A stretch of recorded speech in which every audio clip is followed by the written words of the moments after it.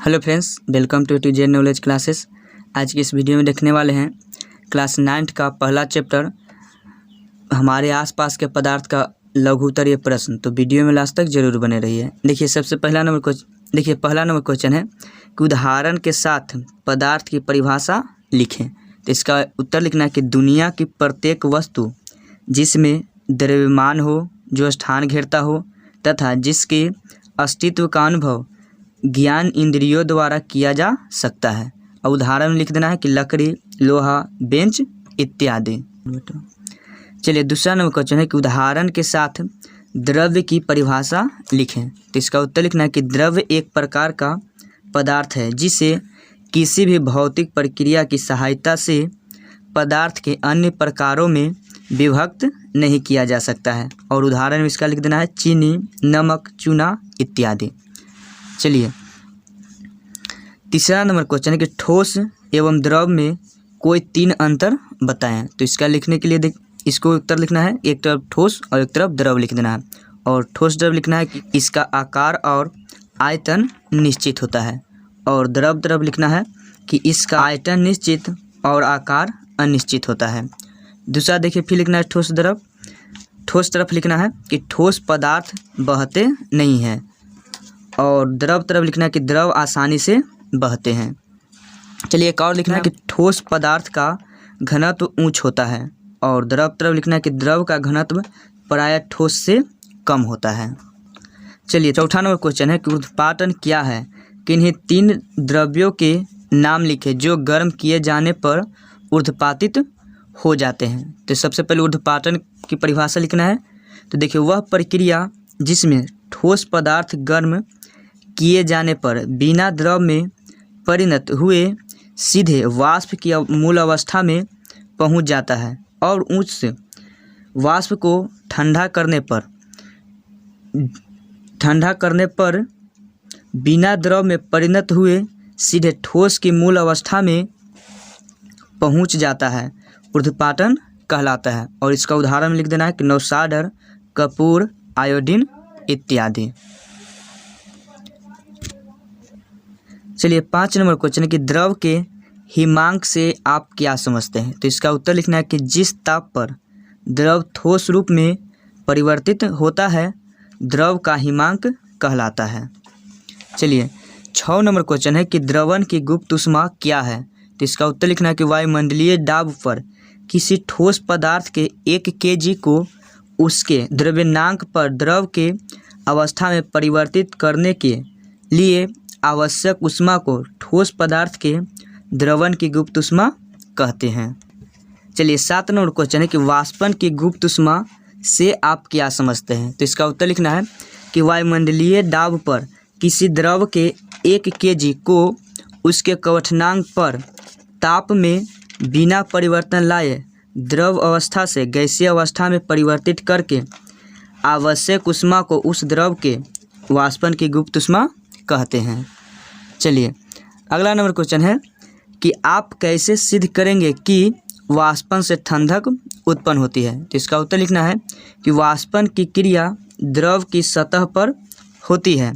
सतह पर के द्रव के कण द्रव के भीतरी भाग से ऊष्मा ऊर्जा ग्रहण करके अत्यधिक ऊर्जा प्राप्त कर लेते हैं, जिससे एक गैस के रूप में वायु में चले जाते हैं, जिससे द्रव का ताप कम हो जाता है और वह ठंडा हो जाता है। चलिए 9 नंबर क्वेश्चन है कि संघनन क्या है, गैस का संघनन कैसे किया जाता है। तो इसका उत्तर लिखना है कि वाष्प को ठंडा कर द्रव बनने की क्रिया को द्रवीकरण या संघनन कहते हैं। इसी में आगे लिखना है कि गैस को ठंडा करने पर द्रव में बदल जाता है, इस तरह गैस का संघनन किया जाता है। चलिए अगला नंबर क्वेश्चन है कि वाष्पन और क्वथन में अंतर स्पष्ट करें। तो एक तरफ वाष्पन लिख देना है, एक तरफ क्वथन लिख देना है। और वाष्पन तरफ लिखना है कि क्वथन से कम ताप पर द्रव के वाष्प बनने की क्रिया को वाष्पन कहते हैं। और क्वथन तरफ लिखना है कि निश्चित ताप पर द्रव के उबलने की क्रिया को क्वथन कहते हैं। दूसरा देखिए लिखना है वाष्पन तरफ किया मंद क्रिया है और क्वथन तरफ लिखना है किया तीव्र क्रिया है। चलिए फिर लिखना है वाष्पन तरफ कि यह क्रिया द्रव की मुक्त सतह पर होती है, और इस तरफ लिखना है कि यह क्रिया संपूर्ण द्रव में एक साथ होती है। चलिए और लिखना है इसमें कि यह वाष्पन तरफ लिखना है कि यह क्रिया सभी तापक्रम पर होती है, और क्वथन तरफ लिखना है कि यह क्रिया निश्चित तापक्रम पर होती है। चलिए एक और दोनों तरफ का अंतर लिख देना है कि इस क्रिया में बाहर से ऊष्मा देने की आवश्यकता नहीं होती है, और क्वथन तरफ लिखना है कि इस क्रिया में बाहर से ऊष्मा देना आवश्यक है। चलिए 11 नंबर क्वेश्चन है कि गैस के दाब से आप क्या समझते हैं? तो इसका उत्तर लिखना है कि गैस के कणों द्वारा प्रति इकाई क्षेत्रफल पर आरोपित बल गैस का दाब कहलाता है।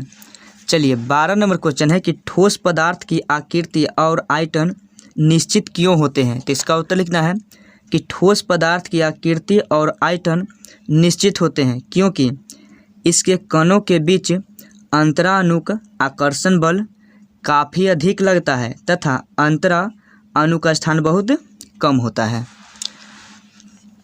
चलिए 13 नंबर क्वेश्चन है कि द्रव का वाष्पन कैसे होता है? तो इसका उत्तर लिखना है कि द्रव की सतह वाले द्रव के कण अतिरिक्त ऊर्जा प्राप्त कर लेते हैं। इनकी ऊर्जा इतनी बढ़ जाती है कि इन पर द्रव के भीतरी कणों का आकर्षण समाप्त हो जाता है। चलिए 14 नंबर क्वेश्चन है कि पदार्थ की प्लाज्मा अवस्था की क्या उपयोगिता है? तो इसका उत्तर लिखना है कि पदार्थ की प्लाज्मा अवस्था का उपयोग अतिदीप्त ट्यूब और नियॉन संकेत वाले बल्ब के निर्माण में किया जाता है। चलिए देखिए 15 नंबर क्वेश्चन है कि निम्नलिखित के कारण बताएं। इसमें पहला है क्या कि गर्म पके हुए खाद्य पदार्थ की गंध का एहसास हमें कुछ दूर से ही हो जाता है, किंतु ठंडे खाद्य पदार्थ की गंध का एहसास हमें उसके निकट जाने पर ही होता है, क्यों? तो इसका उत्तर लिखना है कि गर्म पके हुए खाद्य पदार्थों के कणों का तापमान अधिक होने के कारण इसकी गतिज ऊर्जा बहुत अधिक बढ़ जाती है तथा ये कण खाने की सतह छोड़कर वायु में विसरित हो जाते हैं। अधिक तापमान पर विसरण भी तीव्र हो जाता है, जिससे कुछ दूरी पर होने पर भी खाने की गंध हम तक पहुंच जाती है, जबकि ठंडे खाद्य पदार्थ के कण का वायु में विसरण लगभग नगण्य होता है। इसलिए अधिक दूरी पर ठंडे खाने की महक लेने के लिए हमें खाने के समीप जाना पड़ता है। चलिए दूसरा इसमें है कि बिना कोई अवशेष छोड़े ही कपूर गायब हो जाता है, क्यों? तो इसका उत्तर लिखना है कि कपूर जब भी किसी खुले बर्तन या हवा के स्पर्श में आ जाता है तब ये बिना अवशेष छोड़े गायब हो जाता है। ये इसलिए होता है क्योंकि कपूर जब हवा के स्पर्श में आकर तरल बने बिना ही गैस में बदल जाता है। चलिए तीसरा नंबर क्वेश्चन कि बर्तन की दीवार पर गैस का दाब आरोपित करता है, क्यों? इसका उत्तर लिखेंगे कि गैस के कण विभिन्न वेगों के साथ विभिन्न दिशाओं में अनवरत गमन करते रहते हैं। इस क्रम में एक कण एक दूसरे से तथा बर्तन की दीवारों से टकराते रहते हैं। इन टकरावों के कारण एक कण बर्तन की दीवार पर एक बल आरोपित करते हैं। चलिए चौथा नंबर क्वेश्चन कि क्वथनांक पर द्रव का ताप स्थिर रहता है, क्यों? तो इसका उत्तर लिखना है कि इस क्रम में बिना तापमान बढ़े ही खर्च होने वाली ऊष्मा वाष्पीकरण की गुप्त ऊष्मा कहलाती है, अतः द्रव्यनांक पर पदार्थ का ताप स्थिर रहता है।